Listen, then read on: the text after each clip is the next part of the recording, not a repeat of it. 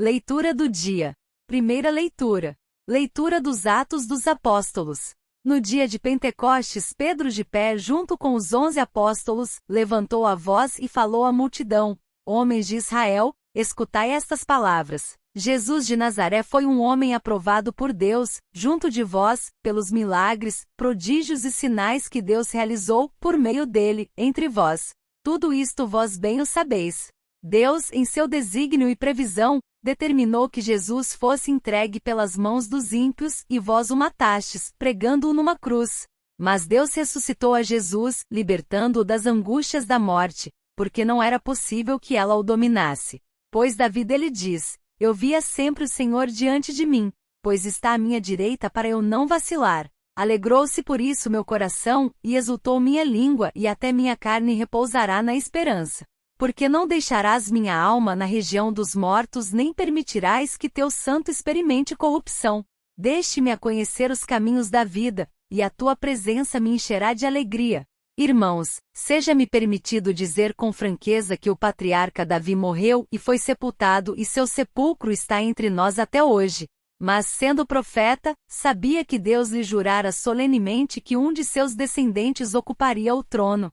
É, portanto, a ressurreição de Cristo que previu e anunciou com as palavras: Ele não foi abandonado na região dos mortos e sua carne não conheceu a corrupção. Com efeito, Deus ressuscitou este mesmo Jesus e disto todos nós somos testemunhas. E agora, exaltado pela direita de Deus, Jesus recebeu o Espírito Santo que fora prometido pelo Pai, e o derramou, como estáis vendo e ouvindo. Segunda leitura. Leitura da primeira carta de São Pedro. Caríssimos, se invocais como Pai aquele que sem discriminação julga a cada um de acordo com as suas obras, vivei então respeitando a Deus durante o tempo de vossa migração neste mundo. Sabeis que fostes resgatados da vida fútil herdada de vossos pais, não por meio de coisas perecíveis como a prata ou ouro, mas pelo precioso sangue de Cristo, como de um cordeiro sem mancha nem defeito. Antes da criação do mundo, ele foi destinado para isso, e neste final dos tempos, ele apareceu por amor de vós. Por ele é que alcançastes a fé em Deus. Deus o ressuscitou dos mortos e lhe deu a glória, e assim a vossa fé e esperança estão em Deus. Evangelho do dia. Proclamação do Evangelho de Jesus Cristo segundo Lucas. Naquele mesmo dia, o primeiro da semana, 2 dos discípulos de Jesus iam para um povoado chamado Emaús, distante 11 quilômetros de Jerusalém. Conversavam sobre todas as coisas que tinham acontecido. Enquanto conversavam e discutiam, o próprio Jesus se aproximou e começou a caminhar com eles. Os discípulos, porém, estavam como que cegos e não o reconheceram. Então Jesus perguntou: O que ides conversando pelo caminho? Eles pararam com um rosto triste e um deles, chamado Cleofas, lhe disse: Tu és o único peregrino em Jerusalém que não sabe o que lá aconteceu nestes últimos dias? Ele perguntou: O que foi? Os discípulos responderam: O que aconteceu com Jesus, o Nazareno, que foi um profeta poderoso em obras e palavras, diante de Deus e diante de todo o povo. Nossos sumos sacerdotes e nossos chefes o entregaram para ser condenado à morte e o crucificaram.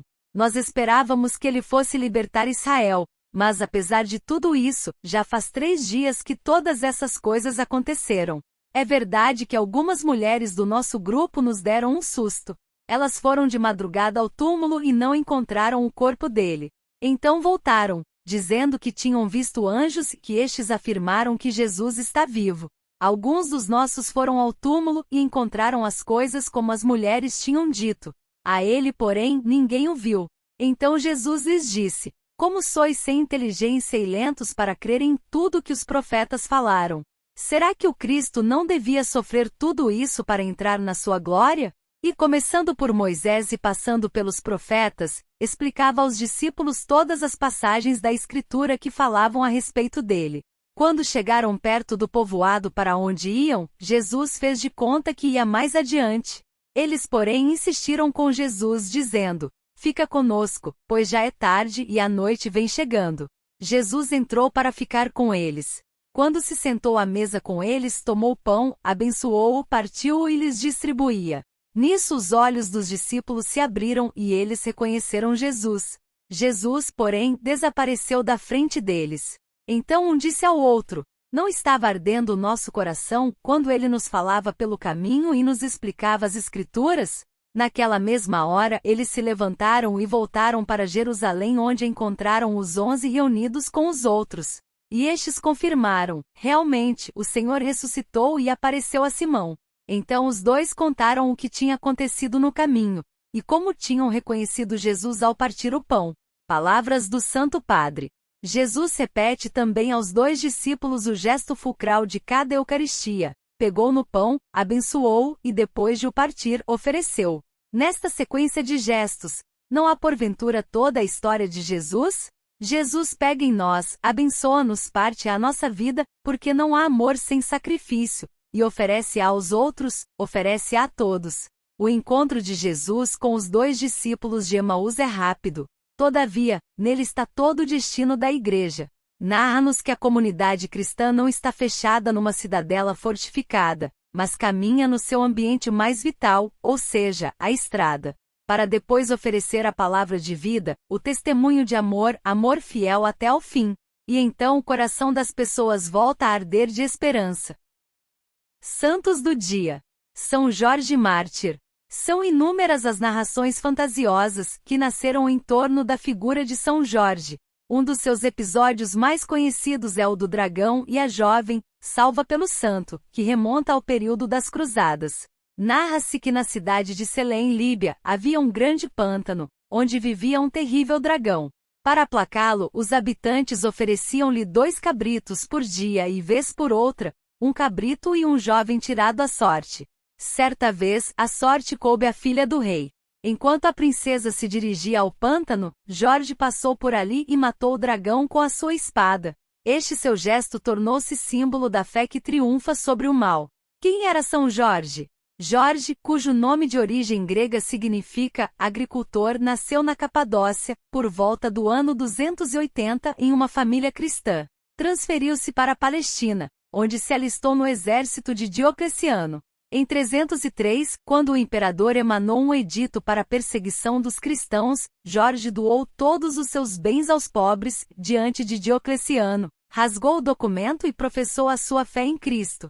Por isso sofreu terríveis torturas e no fim foi decapitado. No lugar da sua sepultura em Lida, um tempo capital da Palestina, agora cidade israelense situada perto de Tel Aviv, foi construída uma basílica, cujas ruínas ainda são visíveis.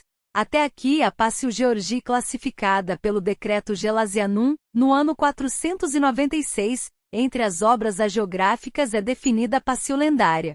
Entre os documentos mais antigos que atestam a existência de São Jorge, uma epígrafe grega, do ano 368, descoberta em Heracleia de Betânia, fala da casa ou igreja dos santos e triunfantes mártires, Jorge e companheiros. Foram muitas, ao longo dos anos, as narrações posteriores a Passio. De mártir a santo guerreiro. Os cruzados contribuíram muito para a transformação da figura de São Jorge de mártir em santo guerreiro, comparando a morte do dragão com a derrota do islamismo. Com os normandos, seu culto arraigou-se profundamente na Inglaterra, onde em 1348, o rei Eduardo III instituiu a Ordem dos Cavaleiros de São Jorge. Durante toda a Idade Média, a sua figura tornou-se objeto de uma literatura épica, que concorria com os ciclos bretão e carolíngio. Devoção a São Jorge. São Jorge é considerado padroeiro dos cavaleiros, soldados, escoteiros, esgrimistas e arqueiros. Ele é invocado ainda contra a peste, a lepra e as serpentes venenosas. O santo é honrado também pelos muçulmanos, que lhe deram o apelativo de profeta. Na falta de notícias sobre a sua vida, em 1969, a Igreja mudou a sua celebração. De festa litúrgica passou a ser memória facultativa, sem, porém, alterar seu culto. As relíquias de São Jorge encontram-se em diversos lugares do mundo. Em Roma, na igreja de São Jorge em Velabro é conservado seu crânio, por desejo do Papa Zacarias. Como acontece com outros santos envolvidos por lendas, poder-se-ia concluir que também a função histórica de São Jorge é recordar ao mundo uma única ideia fundamental, que o bem com o passar do tempo vence sempre o mal. A luta contra o mal é uma dimensão sempre presente na história humana, mas esta batalha não se vence sozinhos. São Jorge matou o dragão porque Deus agiu por meio dele. Com Cristo, o mal jamais terá a última palavra. São Adalberto, bispo de Praga e mártir. Primeiro bispo eslavo de Praga, Adalberto estudou em Magdeburgo e tentou evangelizar a cidade. Porém, era um ônus difícil para uma única pessoa. Então transferiu-se para Roma, onde se tornou monge beneditino. Depois foi missionário no norte entre os prussianos. Em 997 foi martirizado no Báltico. Beata Maria Gabriela Saguedo, virgem cisterciense. Natural da Sardenha aos 18 anos, Maria Gabriela inscreveu-se na Ação Católica. Depois, entrou para o mosteiro cisterciense de Grottaferrata, perto de Roma. Porém, a sua vida religiosa durou apenas 3 anos. Em 1939, aos 25 anos, morreu de tuberculose, oferecendo sua vida pela unidade dos cristãos.